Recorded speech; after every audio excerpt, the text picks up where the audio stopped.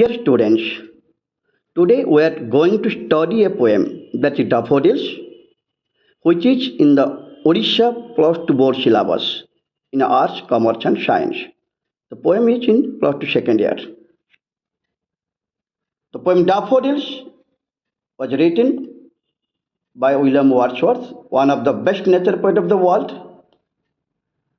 He was born 1770 and passed away in 1850. He was honored as the poet laureate in England.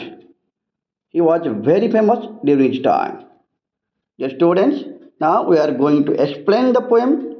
I will explain line by line. Please try to understand and also call the notes of the difficult words. Please point out. In Odia also the poem has been described. Those who like, you can also follow. Let's study the poem. I wandered lonely as a cloud. I, the poet, wandered, moved aimlessly, lonely, alone as a cloud. The poet was wandering lonely as a cloud. That floats, that means the cloud.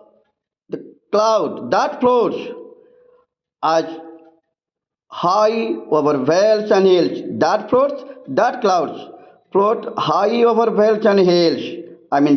Mean to say that the poet was wandering lonely as a cloud. That cloud was floating high over vales and hills. The first line of the poem, there is a poetic device, or there is a comparison, because the poet has compared himself to cloud. So the first line contains a poetic device, that is simile. When all at once I saw a crowd. When all at once, suddenly I saw a crowd. Crowd means a vast number of, a collection of. What did the poet see? A host of golden daffodils. The poet saw nothing but a host of golden daffodils. A host of, a vast collection of, a gathering of golden daffodils. Where did the poet see the daffodils? The poet saw the daffodils beside the lake and beneath the trees. Beside means by the side of, beneath means under, below. The poet saw the daffodils by the side of a lake and beneath the trees. What were the daffodils doing then? They were fluttering and dancing in the breeze. Fluttering means danced, moving their heads side to side. In breeze, shop to wind. When did the poet see the daffodils? The daffodils were dancing, changing their head from side to side in the shop to wind. The last line of the first stanza, also there is a poetic device, that is personification, because the daffodils have been compared just like human beings, persons, so they have been personified here. So that is the line contains a personification. Continuous as the stars that swing, that shine and twinkling on the Milky Way. Continuous as the stars that shine, continuous in a large number, in gathering stage, in connecting stage, as the stars that shine and twinkle on the Milky Way. In the Milky Way, on the Milky Way, when the stars in gathering numbers shine and twinkling, it looks like very beautiful. Just like as the stars on the Milky Way shine and twinkle, they stretched never-ending line along the margin of the bay. They means the daffodils stretched, in a connecting way, stretching manner, in a large number in stretching manner, in a never-ending line. The daffodils were stretching in a never-ending line along the margin of the bay. Where did the poet see the daffodils? Along the margin of the bay. Margin, the border, bay means the lake. As the stars on the Milky Way shine and twinkle in a large number, exactly like the same way. Below, on the ground, the daffodils were stretching in a never-ending line along the margin of the bay, on the border of the bay, on the lake. Stretched in a never-ending line. The line contains a poetic device, that is hyperbole. The line that is impossible line. the stretched in a never-ending line. That maybe line is impossible to say. The line never can be ended up like that way. So we can call it a hyperbole. 10,000 saw I at a glance. 10,000 saw I at a glance. I mean the poet at a glance, in first glance, in first looking. I mean the poet wanted to say that he could see 10,000 daffodil flowers in his first sight. What were the daffodils doing then? Tossing their heads in a sprightly dance. I mean, like the fluttering term. Exactly. The daffodils were tossing, changing their heads from side to side, moving their heads like to. Heads in sprightly dance, sprightly, lively dance. I mean, as if the daffodils were so happy to dance, so they were performing their live dance, lively dance. Tossing their heads in sprightly dance. The line also contains a poetic device, that is personification. In the first stanza and in the last line contains a personification, this line also contains a personification, the poetic device. The waves beside them danced. The waves beside them danced. I mean, they means the daffodils.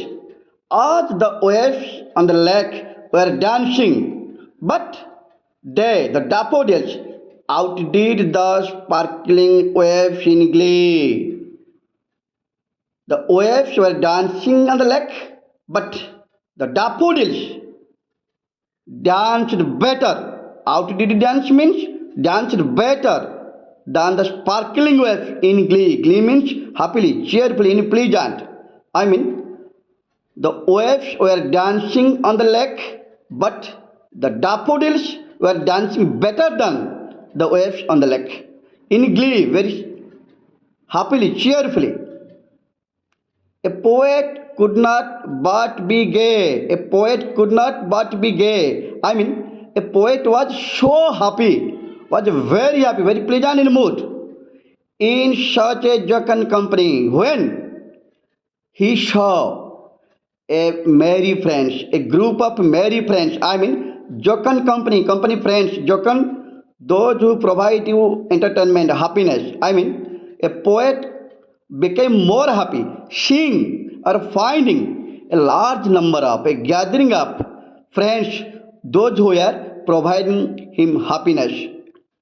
I gazed and gazed, but little thought.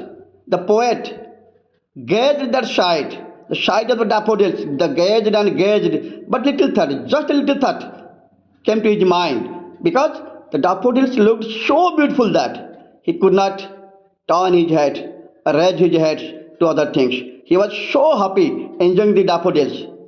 What wealth the show to me had brought. Now he thought, what wealth, material wealth, he could find from this show. Show means nothing but the dancing show of the daffodils. The poet thought that the show was so beautiful that he did not want any more material wealth from this show of daffodils. I mean, that daffodil show was more precious than any material wealth. For often, when on my couch I lie, for often, always, most of the time, when on my couch I lie, in sofa, when the poet was taking rest, I lie, taking rest, I lie. The poet taking rest.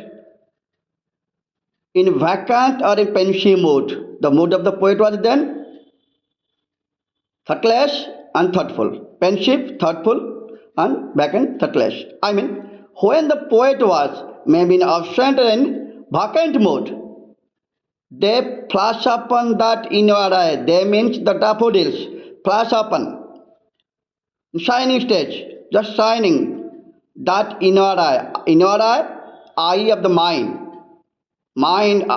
eye, that flash upon, daffodils flash upon in that inner eye, means that when the poet was in vacant or pensive mood in his bed, was about to taking rest, suddenly they flash upon in the mind's eye of the poet, which is the bliss of solitude, to whom the line contains that, which is the bliss of solitude, which means the dancing, the flashing, of the daffodils is the bliss of solitude. Bliss means peace, solitude, isolation. I mean, when the poet was in isolation stage, he is very happy seeing the dancing daffodils in his mind. And then my heart with pleasure fills. Now, the heart of the poet is filled with pleasure, in peace, in happiness, and dance with the daffodils. Then the poet danced with the daffodils. Very simply, you can explain the line. When the poet was taking rest in vacant and pensive mood, and alone in his room, suddenly the vast collection of daffodils flashed upon in his mind's eye, which was the bliss of solitude for the poet. Then he became more happy seeing the dancing daffodils in his mind and danced very happily with the daffodils. Dear friends, the poem is over. If you any doubt, please ask me in comment box. Also, I have explained the poem in Odia. You can go through if you like.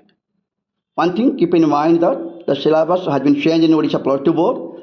Most of the questions will come out in MCQ question. So please follow very soon and subscribe also.